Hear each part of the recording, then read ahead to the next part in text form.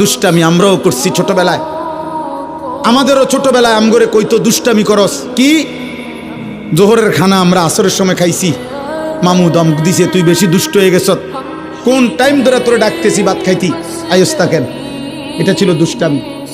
হাডুডু খেলতে নামছি, খেলার মাঠ থেকে উঠা আসি নাই তো মামা দাদা দমক দিয়ে আনছে, সাইকেল চালাইতে দিছে, সাইকেল চালাইছি লম্বা টাইম।